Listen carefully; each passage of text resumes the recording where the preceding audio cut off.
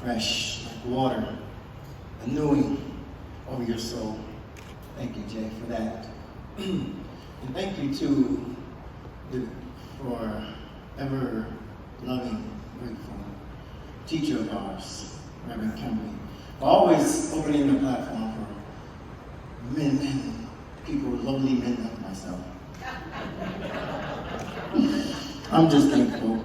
But I definitely want to talk to you because I don't have a lot of time. I really want to take my time to kind of share with you this message. And today's talk is, you all know, from the book of the 4 agreements. And I am going to be discussing to you the second agreement, which is to not take things personal. And boy, I'm pretty sure we've all got some stories where we took some things a little too personal, right?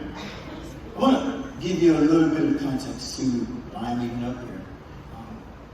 It started out when I was just journeying through life, like everybody else has done here too. And I'm no one special. But I remember a lot of things as a young man. I took on a lot of things. As a young man, I had to grow up really, really fast. And the journey, the exploration it took me on was something that a young man was not supposed to see so early. And so, let me lay something out. I want to title this little portion of my segment called, You Are the Nuclear Source of Power. You are the nuclear source of power. Before we go back into that, let me take you back. So I know Jay just had you close your eyes, but this is not a meditation. This is a remembering. I want you to just take a moment with me down memory lane and just close your eyes for a second. And go back to the most happiest, joyful moment in your life. Go back to the time where you just remember the elation from seeing a newborn child into the world, or a grandchild, or a surprise visit from a son or a daughter, or a group of friends. Go back to the time where you prepared a large feast for a large gathering of friends, and you just completed to sit down at the table and break bread, and the conversations going on around that.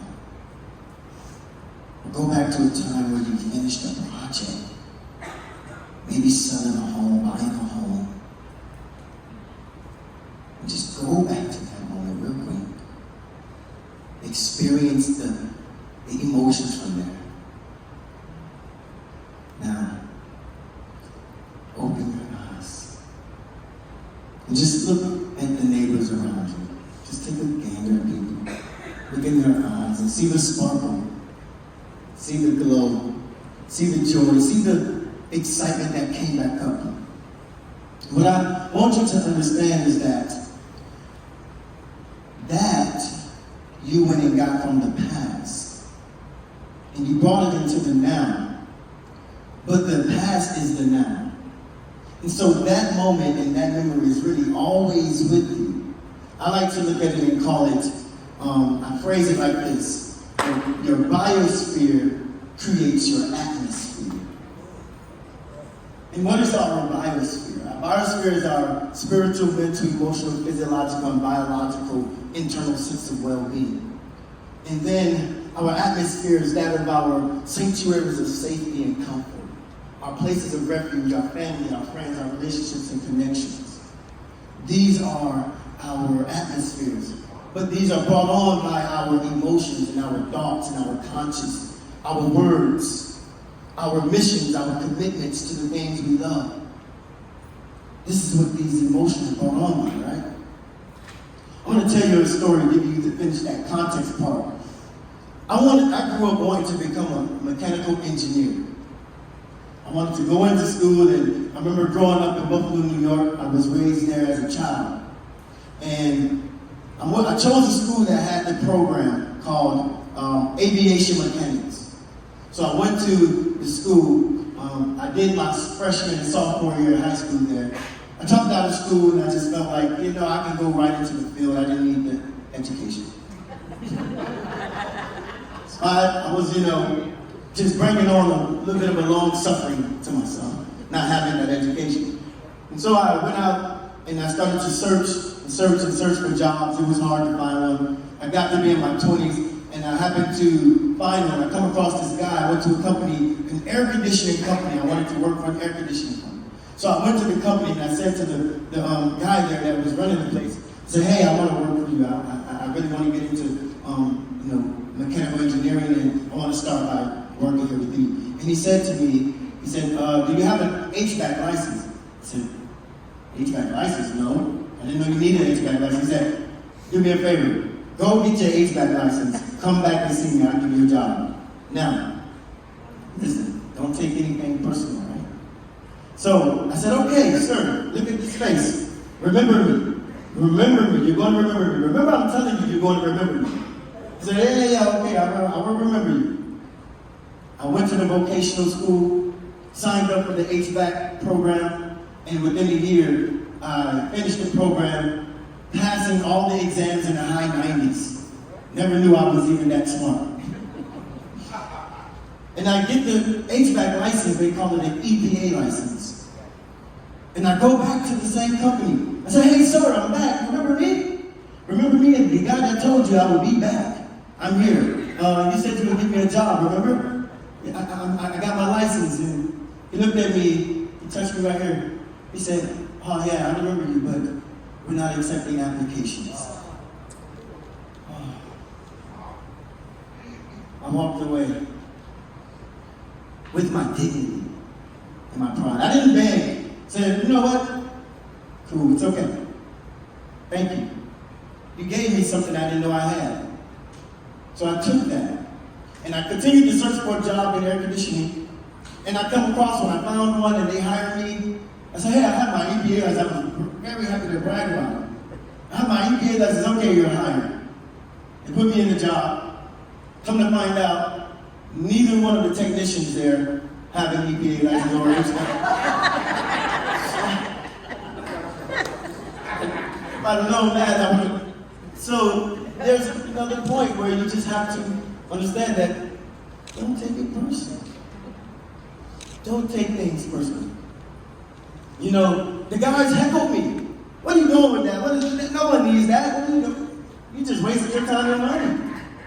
I'm like, come on, man, don't heckle me. I wanted to get angry. I was furious and I wanted to fight.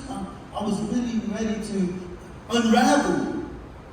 And I realized that if I unravel because of the things that they say, then I agree to be who they are, not who I am.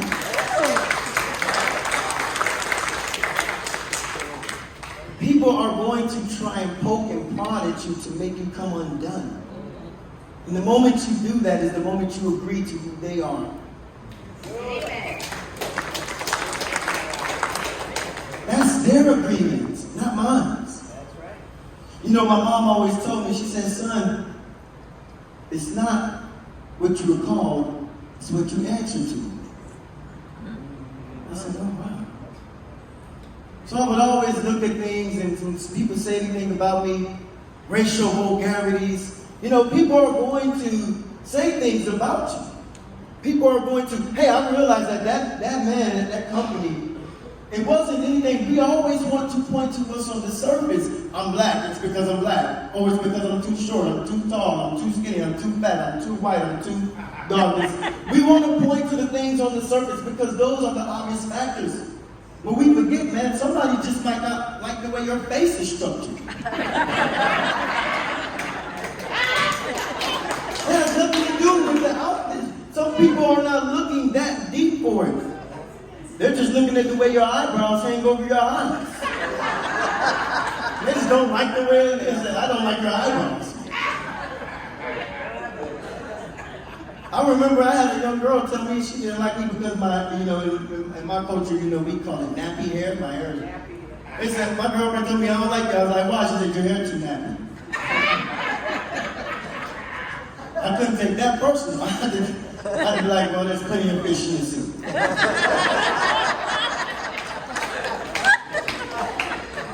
So I had to just realize, like, these things are going to cost us all the time. And there's a scripture, right, in the Bible where Jesus was talking to his disciples, and he said that my yoke is easy and my burden is light. And what is the yoke of Christ? The yoke of Christ. How do we cling to Christ? Through his message, his teachings, his love, his teachings of kindness, his teaching of service, his teaching of compassion and empathy. And I'm going to give you something here that you're going to take away from here. What I realized when people start to come at me in that way, I know how to move differently now because of that yoke, because I yoke to love, I yoke myself to service, I yoke myself to compassion.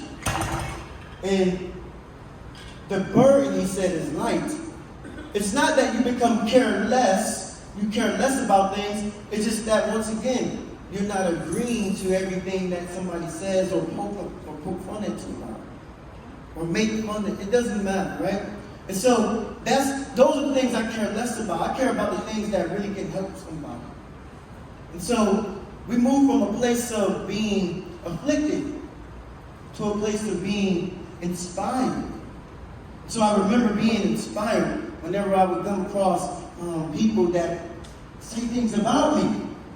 And I would come to this conclusion, wow, for you to have dug so deep down within yourself and uproot that hurt tells me so much about where you are. Because people have to go within and they have to extract that. And so now I move from a place of being afflicted, being hurt, to a place of feeling sorry for that person. Because I'm like, wow, you're really hurting. And I really want to help you. And I can't really help you because you're hurting yourself and you would just hurt me. And so I can't, but I need you to see this. I'm going to point it out to you. I'm going to show you that you're hurting. And I move to a place of compassion and empathy. You know, in the Tao Te Ching, there's a quote that says, the best fighter is never angry. You know, we win our battles. When I remember in the book of James, chapter 1, verse 3, it says that, where's the scripture? It goes, let me remind myself, because it's been a while, but I remember the scripture. It says, yes, be quick to listen and slow to speak in anger. Sometimes when we are being accosted by someone trying to hurt us, you know, we have to really listen to actually where that is it's coming from. Where is that hurt coming from? Where is that pain coming from? And most of the time when you see people dig deep down within themselves, you can actually see it from childhood, you can see it from relationships, some type of hurt, some type of past. You can see that that's where it's coming from. And they need that love. So I just want to give you that today and tell you how much you can love and give love from that place of compassion and empathy, creating for yourself an environment, a biosphere within you. And all of that I've taught you is already within you. That love is in you. But also that hurt, but we have to choose which one we will agree to. I agree to love. I agree to be loved. I agree to give love. I don't agree to take it personal when someone's trying to hurt me.